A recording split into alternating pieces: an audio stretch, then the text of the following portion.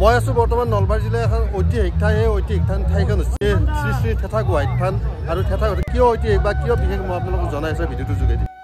এইখনে সেইখন থান যিখন থানৰ কথা মই আপোনালোকক ক'বলৈ গৈ আছোঁ এই ভিডিঅ'টোৰ যোগেদি এই থানখনত বছৰৰ 12 মাহে মানুহ এনেকৈ ভিৰ হৈ থাকে কিন্তু তাৰ ভিতৰত ফাগুন মাহ মাঘ মাহ আৰু লগতে বহাগ মাহটোত তাতকৈ বেছি মানুহ ইয়ালৈ আহে ইয়ালৈ অহাৰ এটা মুখ্য কাৰণ আছে মুখ্য কাৰণটো আপোনালোকক জনাই দি আছোঁ এই গছডাল যে দেখিছে আৰু যে গামোচাবিলাক দেখিছে সেই গামোচা আৰু গছডালৰ অলপ বিশেষত্ব আছে লোকবিশ্বাস মতে ইয়াতে হেনো আখৈ দিলে সৰু বাচ্চাৰ সোনকালে মাত ওলোৱাই নহয় ইয়াতে কিছুমান এনেকুৱা বাচ্চাও আহে আমি লগ পাইছোঁ যে বহুত দেৰিলৈকে মাত নোলাই বোবা হৈ থাকে আৰু ইয়াত আখৈ দিয়াৰ পিছত সেই বাচ্চাজনৰ সোনকালে মাত ওলায় সেই বিশ্বাস মতে ইয়াত এই মানুহবিলাক আহে বাচ্চাবিলাক লৈ আহে আখৈ দিয়ে আৰু ইয়াত ফল পায় বুলি লোকবিশ্বাস আছে এইটো হৈছে মূল চৌহদটো ইয়াতে গামোচাবিলাকো আছে গামোচাবিলাকো সেই গছডালত বান্ধে থুলমূলকৈ এইটো হৈছে মন্দিৰটোৰ ওচৰেদি বৈ গৈছে এটা নদী আৰু নদীটোৰ হৈছে এইটো মথাউৰি আৰু মথাউৰিটোৰ সোঁফালে দেখিছে এইখন প্ৰকাণ্ড ফিল্ড এইখনতে মেইনলি পিকনিকটো হয় আৰু বাওঁফালে দেখিছে শ্ৰী শ্ৰী থেথা গোহাঁই থানৰ এইটো চৌহদটো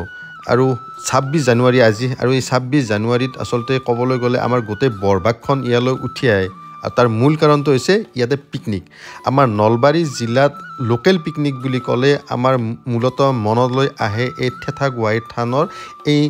ফিল্ডখন ইয়াতে অকল নলবাৰী ডিষ্ট্ৰিক্টৰে বা বৰভাগৰে মানুহ নাহে ইয়াতে বহুত দূৰৰ মানুহ আহে তথাপিও নলবাৰীৰ মানুহ ইয়াতে বেছি থাকে কাৰণে মই নলবাৰীৰ লোকেল পিকনিক বুলি আপোনালোকক কৈছোঁ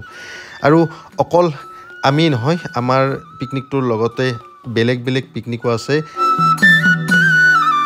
এজন মোৰ বন্ধু দাদাৰো বন্ধু বাচ্চাই খেলি আছে আৰু এইফালে এইটো হৈছে আপোনালোকৰ মন্দিৰটোৰ নিয়ম ইয়াতে মদ পানী একো কোনো ধৰণৰ খাব নোৱাৰিব মূলতঃ এইটো মন্দিৰটো গতিকে ইয়াতে বহুত কাৰা নিৰ্দেশনা আছে গতিকে এনেকৈ আহিলোঁ ইয়াতে পিকনিকৰ মাজতে ডেন্স চেন্সো অলপ চলিল তাৰপিছত খোৱা লোৱা কৰাৰ পিছত আৰু লাহে আৰু আজিৰ দিনটো এনেকৈ সমাপ্তি ঘটিল এতিয়া কথাটো হ'ল কি ইয়াতে আপোনালোকে আহিব পাৰে আপোনালোকৰ যদি বাচ্চাৰ তেনেকুৱা প্ৰব্লেম আছে বা এনেও আপোনালোকে এই থেথা গোহাঁই থানলৈ আহিব পাৰে মই ইয়াতে দীঘলকৈ ভিডিঅ' এটা বনাম বুলি ভাবিছোঁ যদি বনাব লাগে আপোনালোকে কমেণ্ট কৰি জনাবচোন ইয়াৰ ইতিহাস বা ইয়াৰে মাহাত্য গোটেইখিনি লগ লাগি মই ভিডিঅ'টো বনাম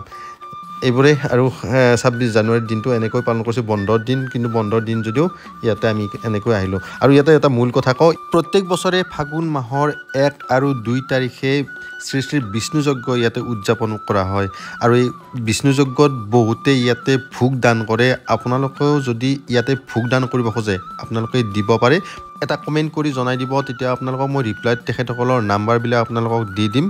মূলতঃ এইটোৱে মন্দিৰ বৰভাগৰ আমাৰ নলবাৰী ডিষ্ট্ৰিক্টৰ থেথা গোহাঁই থান কেনেকুৱা লাগিছে ভিডিঅ' কমেণ্ট কৰি জনাব আৰু ভাল লাগিছে যদি শ্বেয়াৰ কৰি দিব ধন্যবাদ